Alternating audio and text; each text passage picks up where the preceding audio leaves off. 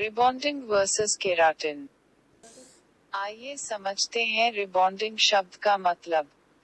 बॉन्डर अर्थात पहले तोड़ना फिर उससे जोड़ना। समझने के लिए एक उदाहरण बतौर हम एक टूटी हुई हड्डी का उदाहरण ले सकते हैं, जिसे टूटने के बाद उसको असली स्थान पर वापस जोड़ा जाता है। उसी प्रकार एक टेढ़े मेढ़े बाल के टेक्सचर को तोड़कर नई सीधी मनचाही शेप में जोड़ दिया जाता है।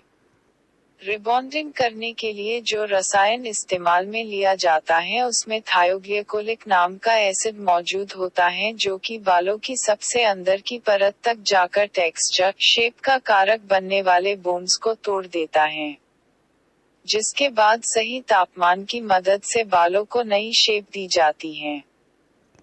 आइए अब समझते हैं केराटिन ट्रीटमेंट से क्या होता है। जैसा कि पहले भी मैं अपनी पोस्ट में बता चुकी हूँ कि केराटिन प्रोडक्ट बालों के अंदर जाकर काम नहीं करते। ये सिर्फ एक कोटिंग बनाते हैं जिसकी वजह से बाल को अंदर से नहीं स्वस्थ बनाया जा सकता, और ये कहना भी गलत नहीं होगा कि यह बाहरी रूप से भी बाल को स्वस्थ ना करके यह सिर्फ बालों की दशा को छुपा देता है। इस ट्रीटमेंट का दिन पे दिन बढ़ चढ़कर इस्तेमाल होने की वजह भी यही है, क्योंकि चाहे हेयर ड्रेसर की वजह से, खुद ग्राहक की वजह से या किसी भी कारणवश जब बाल जल जाता है अथवा बहुत ज्यादा खराब हो जाता है, तो इससे छुपा दिया जाता है। आइए अब समझते हैं व्यापारिक नजर से मुनाफा। जैसा कि आप सभी जानते हैं कि रिबॉन्डिंग के दौरान बालों की शेप को परमानेंट बदल दिया जाता है, जिस वजह से एक बार रिबॉन्डिंग करने के बाद बाल सीधे ही रहते हैं। धीरे धीरे 8 महीने से 1 साल के दौरान जब नई हेयर ग्रोथ आ जाती है तो वह देखने में सीधे बालों के मुकाबले टेढ़े मेढ़े दिखने की वजह से बुरी लगती हैं, जिस वजह से तकरीबन 1 से 1.5 साल बाद ये रिबॉन्डिंग का ट्रीटमेंट अमूमन फिर से कराया जाता है। रिबॉन्डिंग के ट्रीटमेंट के बाद बताए हुए प्रोफेशनल प्रोडक्ट्स की मदद से बालों की सुंदरता को बनाए रखा जा सकता है, और इन प्रोडक्ट्स की कीमत भी केराटिन ट्रीटमेंट के बाद इस्तेमाल होने वाले प्रोडक्ट्स के मुकाबले 1/3 से भी कम होती है।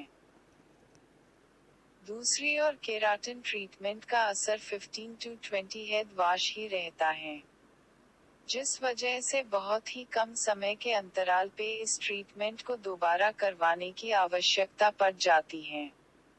एक बारी को ग्राहक 1 से 1.5 साल बाद रिबॉन्डिंग के ट्रीटमेंट को हो सकता है दोबारा ना कराए, क्योंकि उसके बालों की नई ग्रोथ नेचुरल शेप में आ जाती है, पर होती तो स्वस्थ हैं वही। और दूसरी ओर केराटिन ट्रीटमेंट जब 15 to 20 हेड वॉश में उतर जाता है तब ट्रीट किया हुआ बाल पहले से भी बदतर हालत में पहुंच जाता है, जिस वजह से केराटिन ट्रीटमेंट को बहुत कम अंतराल पर दोबारा बाल को छुपाने के लिए कराने की आवश्यकता पड़ती है, एवं उन 15 to 20 हेड वॉश के लिए बेहद महंगे उत्पादों का निरंतर उपयोग करना पड़ता है।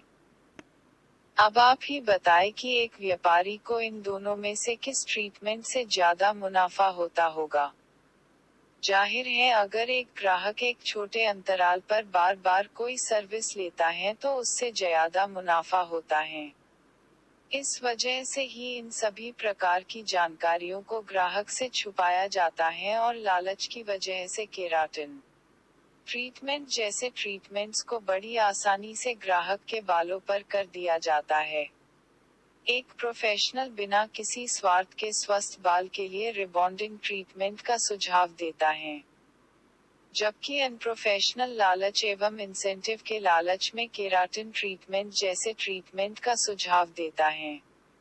आपको जानकर बेहद खुशी होगी कि अब जो रिबॉन्डिंग करने के लिए उत्पाद प्रयोग में आते हैं उनको ट्रीटमेंट के दौरान इस्तेमाल करने पर बहुत ही कम गंध और किसी प्रकार का हानिकारक धुआं नहीं उठता, जबकि दूसरी ओर केराटिन ट्रीटमेंट के प्रोडक्ट्स के दौरान बहुत ही दुर्गंध एवं हानिकारक धुआं निकलता है। यह धुआं इतना विषैला होता है कि जो कि करने वाले कराने वाले और वह कम से कम 100 मीटर में मौजूद आते जाते सभी व्यक्तियों के लिए घातक बीमारी अथवा कैंसर की बीमारी का कारण बनता है।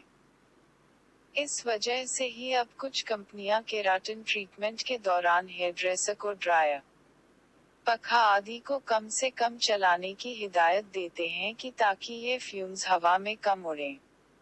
एक बात और मैं आपको जानकारी के लिए बताना चाहती हूँ कि परमानेंट बालों को सीधा करने के प्रक्रिया को अलग अलग नामों से बोला जाता है, जैसे रिबॉन्डिंग, स्मूथनिंग, स्ट्रेटनिंग आदि, जबकि इन सभी को करने की प्रक्रिया और इस्तेमाल में आने वाले रासायनिक प्रोडक्ट्स भी एक समान होते हैं।